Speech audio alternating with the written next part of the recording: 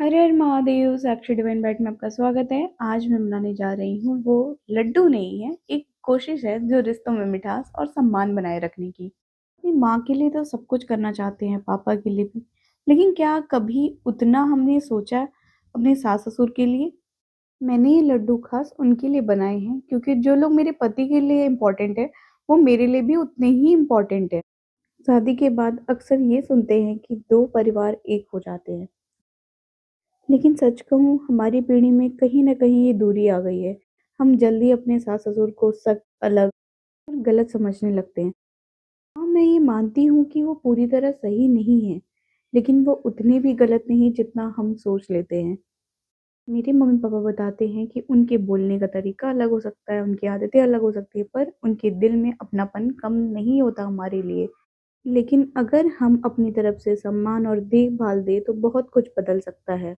इसी सोच के साथ मैंने ये लड्डू 2.0 बनाया है जिसमें डाला है मैंने ढेर सारा ड्राई फ्रूट्स, बीज, नट्स, भुना चना, ओट्स, देसी खांड या देसी चीनी और खजूर की नेचुरल शुगर या मिठास, देसी घी और सोंठ और हल्दी।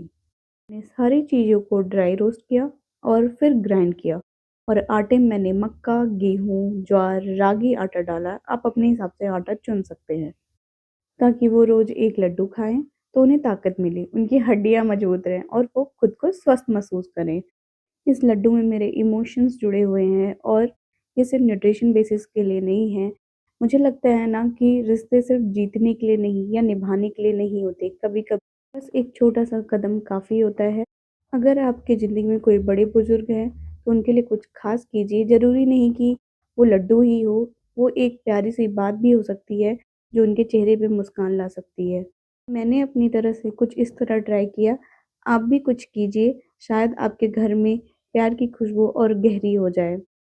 और हाँ, अगर आपके पास तीखुर हो, तो प्लीज़ उसको डालिए। मुझे यहाँ अभी नहीं मिल सका तो मैंने नहीं डाला। और सबसे इम्पोर्टेंट कुछ टिप्स ऐसा है कि जैसे अगर आप अंजीर डालते हैं, तो कुछ छोटे-छोटे टुकड़ों में कट कीजिए, फिर आप उसको देसी चीनी के साथ मिक्स करके ग्राइंडर में डालिए, नहीं तो वो फाइन नहीं बनता और बहुत ही दिक्कत होती है। उसके बाद आप देसी घी मिला सकते हैं।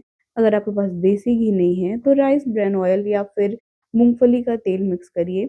और यहाँ मैंने कुछ ऐसे-ऐसे सीड्स और नट्स यूज़ किए हैं, जो मैंने आपको स्क्रीन पे दिखाए हैं। प्लीज़ आप स्क्रीन को पॉज़ करके आसानी से देखिए, बहुत ही ईज़ी और हेल्दी रेसिपी बन जाता है। अगर आप जिम जाते हैं, तो रोज़ इस एक लड्डू खा के जा सकते हैं। ये लड्डू बहुत ही न्यूट्रिशन बेस्ड है, मैं इसकी जितनी तारीफ़ करूँगी कम होगा। अगर आपको मेरी वीडियो पसंद आती है तो लाइक, शेयर और सब्सक्राइब ज़रूर करें।